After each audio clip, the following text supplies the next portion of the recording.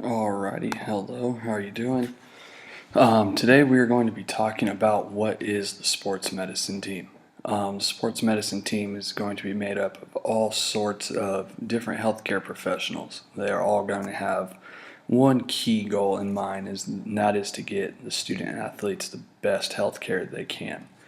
Um, Sports medicine team involves people from all different corners of the medical world, from doctors to dentists to psychiatrists, chiropractors, athletic trainers, EMTs, just about every medical profession. Um, but today we're going to focus on four that play a huge primary role, especially in a high school setting, such as what we are in right now.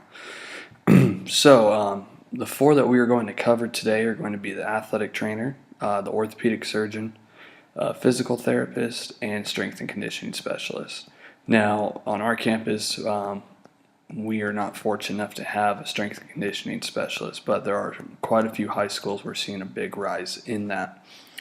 Um, so yeah, here we go. The main objective that we're going to be covering today is from the California Career Technical Education Standards, um, specifically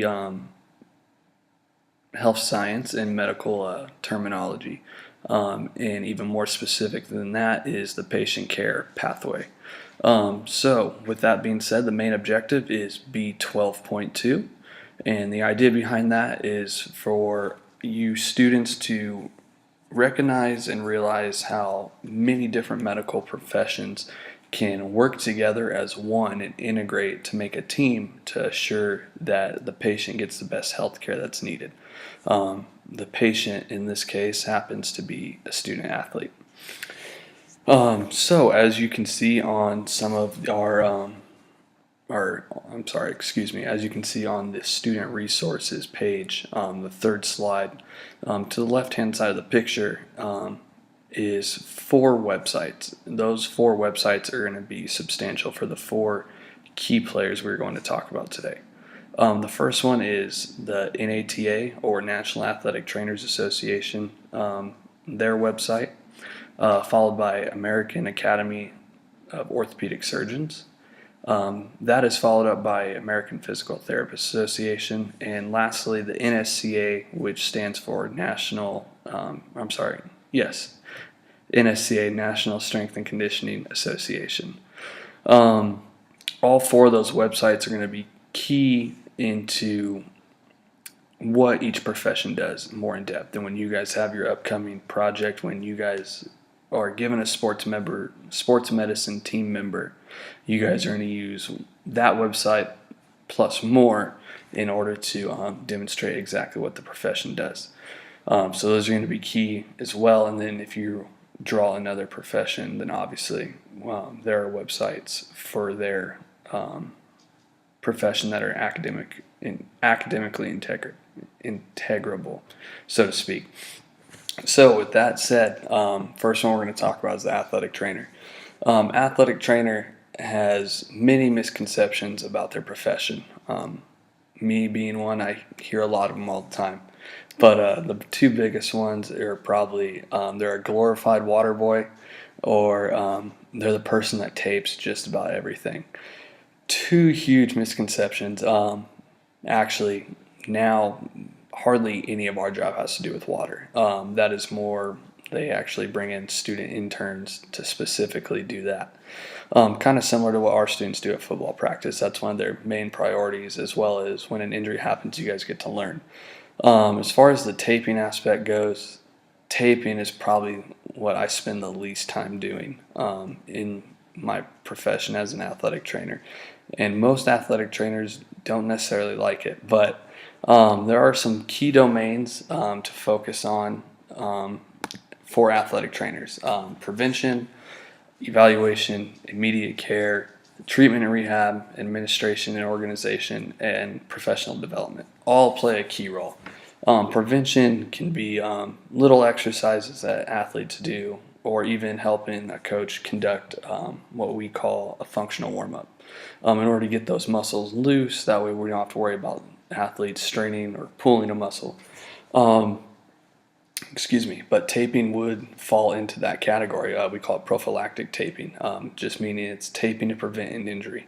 Um, on evaluation, if you watch football on Sundays, like a good portion of America does, you will see when you see an athlete go down with an injury, there's usually 2 or 3 guys or women that run out there and they're asking the athlete questions. You'll see them feeling around with their fingers near the injury site, and then you may see them bend the joint a certain way or maybe pull on it or push on it. Those are all orthopedic special tests, and what they're doing is trying to see what is going on within the athlete's body. Immediate care is basic first aid. Anything from a scratch to a fracture is all covered under immediate care. Treatment and rehabilitation, pretty straightforward. Rehab, you see a lot of exercises. Treatment, we use different machines or even our hands. That is the biggest tools in order to help athletes get back on the field. Administration and organization, maintaining healthcare records is huge, especially in today's society when there seems to be a lot of lawsuits. Need to make sure we have on record what they did, why they did it, things like that. Obviously, professional development is key. You got to keep learning. Medicine's always changing. So up next, the orthopedic surgeon. Orthopedic surgeon is the captain of the sports medicine team. In their absence, the athletic trainer then becomes in charge. But orthopedic surgeon, you hear surgeon, you automatically think surgery, but they have many more responsibilities. Other than that, they're actually responsible for the overall health care. Even though they're not on our campus, I work directly with the doctor, and he makes sure that our athletes are being well taken care of and everything is up to standard.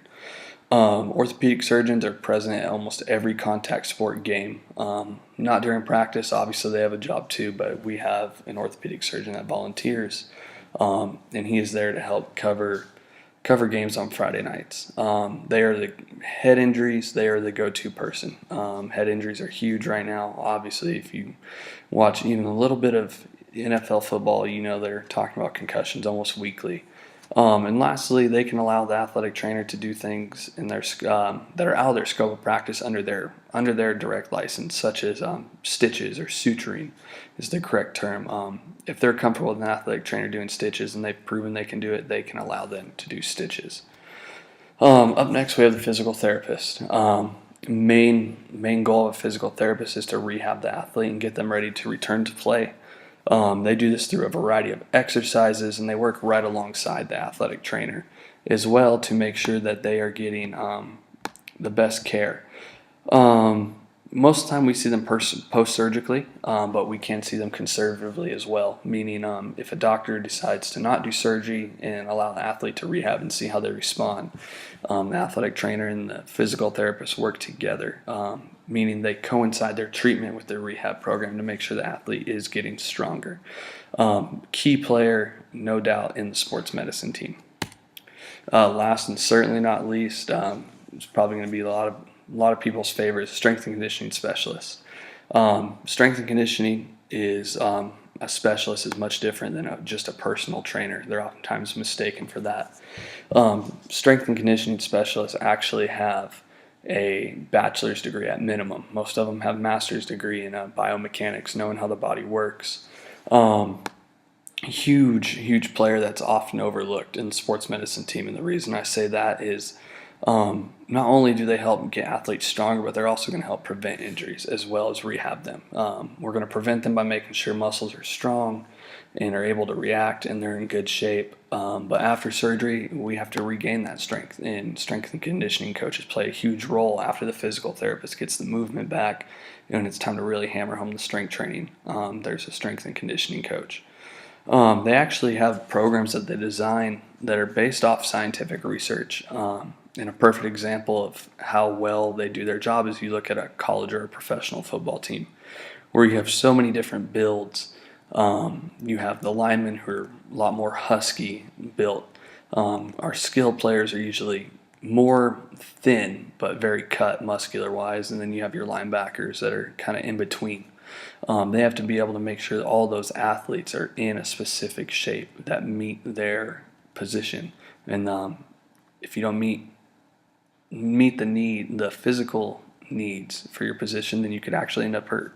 So that is a great thing to have a strength and conditioning coach on your specialist, or a strength and conditioning specialist on your team. Sorry. With that being said, that pretty much wraps this up. And we will talk more next time about some other healthcare members that are part of the sports medicine team. Thanks.